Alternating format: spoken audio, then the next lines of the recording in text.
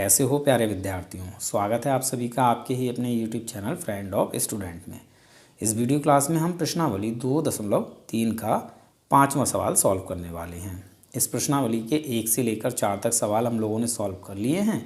अगर आपने इन सवालों को नहीं देखा है तो इन सभी सवालों के लिंक मैंने इस वीडियो के डिस्क्रिप्शन बॉक्स में दे दिए हैं, आप इन सभी सवालों को देख सकते हैं। प्रश्न नंबर 5 में दिया है, बहुपदों px, gx, qx और rx के ऐसे उदाहरण दीजिए जो विभाजन एल्गोरिथम को संतुष्ट करते हों तथा फर्स्ट पार्ट में हमसे बोला है घात px बराबर होनी चाहिए घात qx के। सेकंड पार्ट में हमसे बोला है घात qx बराबर होनी चाहिए घात rx के। और थर्ड पार्ट में हमसे बोला है घात rx 0 होनी चाहिए। तो इस सवाल में हमें क्या करना है, इस सवाल में हमें px, gx, qx और rx ऐसे बहुपदों के उदाहरण देने हैं जो विभाजन एल्गोरिथम को तो संतुष्ट करें ही, साथ ही इन तीनों शर्तों को भी पूरा करें। फर्स्ट पार्ट में हमारी शर्त है कि हमें px, gx, qx और rx ऐसे बहुपदों के उदाहरण लेने हैं जिनमें px की घात और qx की घात बराबर होनी चाहिए।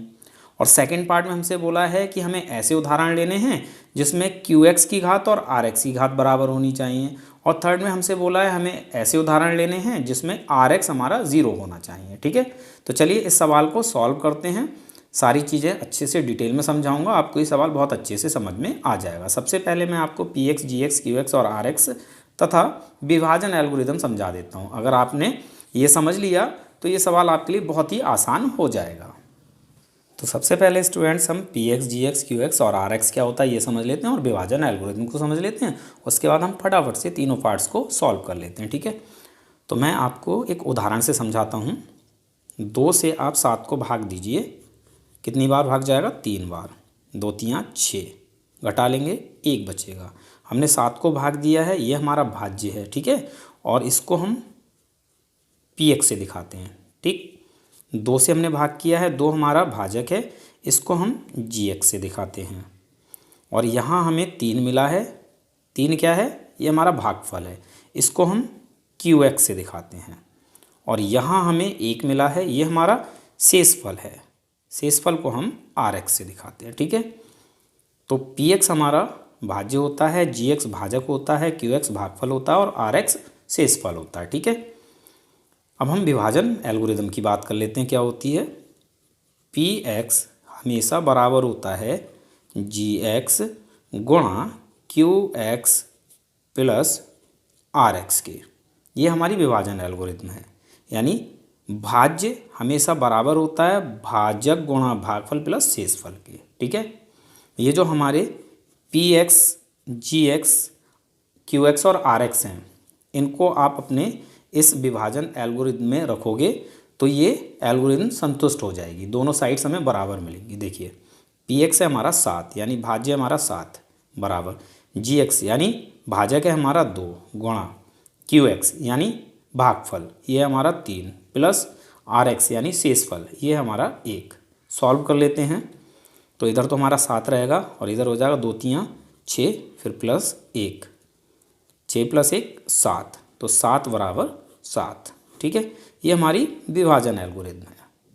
तो इस सवाल में भी हमें कुछ ऐसा ही करना है। हमें px, gx, qx और rx ऐसे बहुपदों के उदाहरण देने हैं जो इस विभाजन एल्गोरिथम को संतुष्ट करें और फर्स्ट, सेकंड, थर्ड पार्ट में हमें जो शर्तें दी गई हैं वो भी हमारी पूरी हो जाए। ठीक है, तो चलिए फटाफट से हम फर्स्ट पार्ट को सॉल्व कर लेते हैं।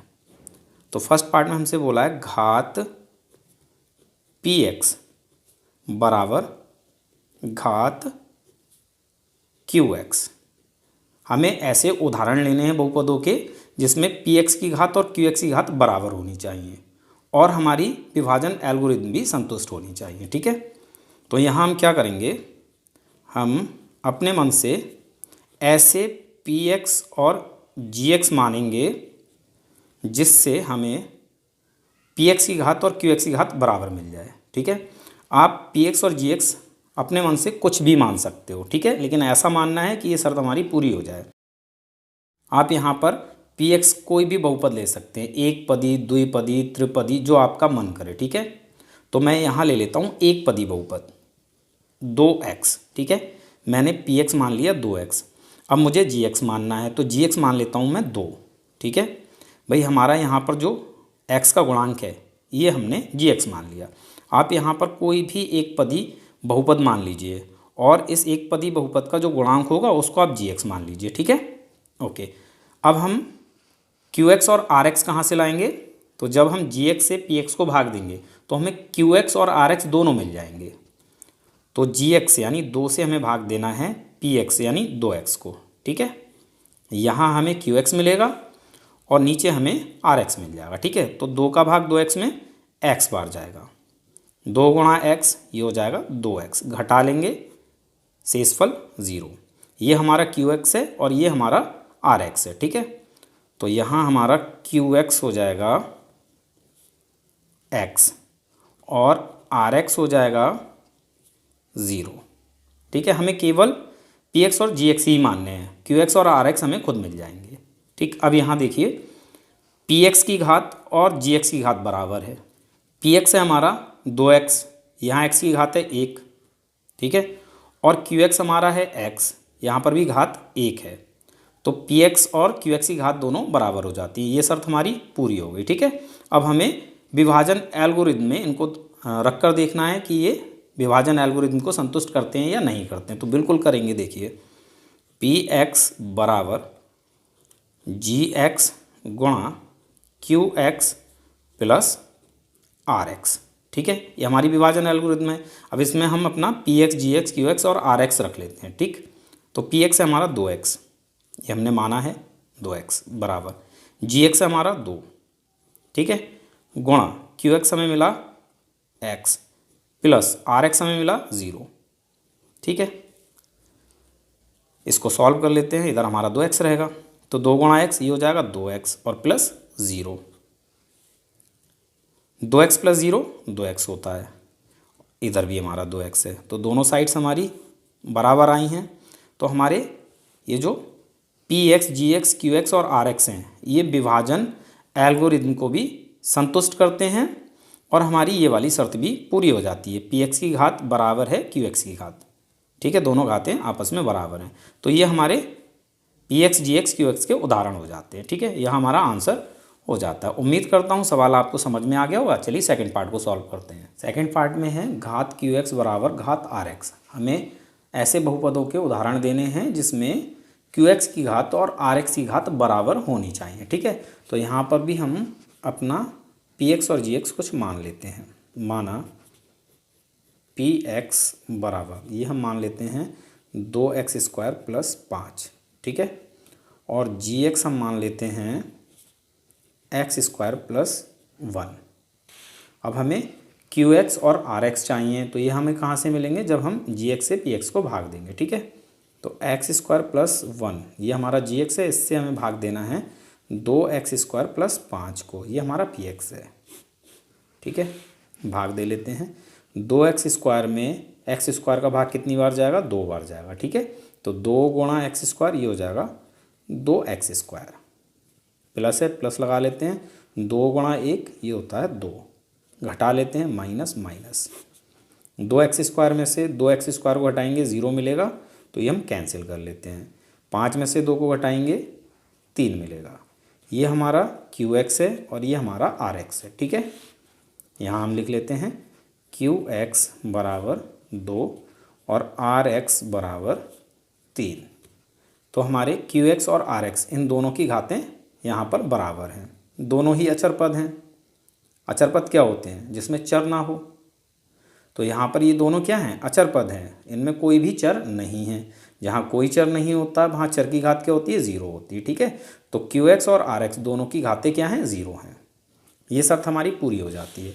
अब हम विभाजन एल्गोरिथम को चेक कर लेते हैं। पी एक्स बराबर जी एक्स गुणा Q X plus R X मान रख लेते हैं। पी एक्स है हमारा 2x² प्लस 5 बराबर जी एक्स है हमारा x² प्लस 1 गुणा क्यू एक्स है हमारा 2 प्लस आर एक्स है 3। यहाँ हमारा 2x² प्लस 5 रहेगा, इसको हम सॉल्व कर लेते हैं। 2 की और x² गुणा ये हो जाएगा 2x² प्लस है प्लस लगा लेते हैं। 2 गुणा 1 2 1 कम 2 प्लस 3। ठीक है, हमें मिलेगा 2x², ये दोनों संख्याएं जुड़ जाएंगी, 2 + 3 5 हो जाएगा। तो हमें मिला 2x² + 5 और इधर भी हमारा 2x² + 5 है। दोनों साइड्स हमारी इक्वल हैं, बराबर हैं, तो हमारी विभाजन एल्गोरिथम संतुष्ट हो जाती है। ठीक है, और यहाँ पर हमारे QX और RX की घातें क्या हैं, 0, दोनों की घातें बराबर हैं, ये शर्त भी हमारी पूरी हो जाती है। तो सेकंड पार्ट में PX का उदाहरण है 2x² + 5 और GX का उदाहरण है x² + 1, QX है हमारा 2 और RX है 3। ठीक है, ये हमारे उदाहरण हो जाते हैं। ये ज़रूरी नहीं है कि ये उदाहरण आपकी आंसर शीट से मैच करें। ठीक है, उदाहरण कुछ भी हो सकते हैं। चलिए नेक्स्ट पार्ट को सॉल्व करते हैं। थर्ड पार्ट है घात RX = 0। हमें ऐसे बहुपदों के उदाहरण देने हैं जिसमें RX यानी शेषफल की घात 0 होनी चाहिए। तो यहाँ पर भी हम सेकेंड पार्ट वाले उदाहरण ले सकते हैं। ठीक है, सेकेंड पार्ट में हमने PX और GX जो माना है वही आप थर्ड पार्ट में भी मान लीजिए। माना PX = 2x² + 5 और GX = x² + 1। अब हम x² + 1 से भाग दे लेते हैं 2x² + 5 को। तो 2x² में x² का भाग 2 बार जाएगा, यहाँ हो जाएगा 2x², प्लस है, प्लस लगा लेंगे, 2 1 कम 2, घटा लेते हैं, ये कैंसिल हो जाएगा, 5 में से 2 जाएगा, 3 शेष बचेगा। ठीक है, ये हमारा QX है, ये RX है, और यहाँ पर हमारा RX क्या है, 3 है। 3 क्या होता है, एक अचर पद है, और अचर पद में घात क्या होती है, 0 होती है। तो ये वाली शर्त हमारी पूरी हो जाएगी। ठीक है, तो यहाँ हम लिख लेते हैं QX हमारा 2 और RX = 3। ठीक है, और RX की घात क्या है, 0 है। 3 में हमारा कोई चर नहीं है, जहाँ कोई चर नहीं होता है वहाँ घात होती है 0। तो ये हमारे एग्जाम्पल्स हो जाते हैं, उदाहरण हो जाते हैं थर्ड पार्ट के लिए। ठीक है, और ये शर्त भी हमारी पूरी हो जाती है। अब विभाजन एल्गोरिथम में इनको रख लेते हैं। PX = GX × QX + RX। तो PX हमारा 2x² + 5 = GX x² + 1 गुणा QX 2 + RX 3। सॉल्व कर लेते हैं। 2 × x² 2x² प्लस 2 × 1 2 + 3, तो ये हो जाएगा 2x² 2 + 3 5, और इधर भी हमारा 2x² + 5 है। ठीक है, तो ये हमारा आंसर कंप्लीट हो जाता है। थर्ड पार्ट में हमारे PX, GX, QX और RX के उदाहरण ये रहे। ठीक है, और यहाँ RX की घात 0 भी है, ये हमारी शर्त पूरी हो जाती है। तो इस तरह से आप इस सवाल को सॉल्व कर सकते हैं, और ये एग्जाम्पल्स आपके आंसर शीट से मैच करें ये ज़रूरी नहीं है। ठीक है ना, क्योंकि उदाहरण कोई भी हो सकते हैं। हमें वो उदाहरण लेने थे जो इस सवाल में दी गई शर्तों को पूरा करें। ठीक है, तो उम्मीद करता हूँ सवाल आपको समझ में आ गया होगा। मिलते हैं अपने अगली वीडियो क्लास में।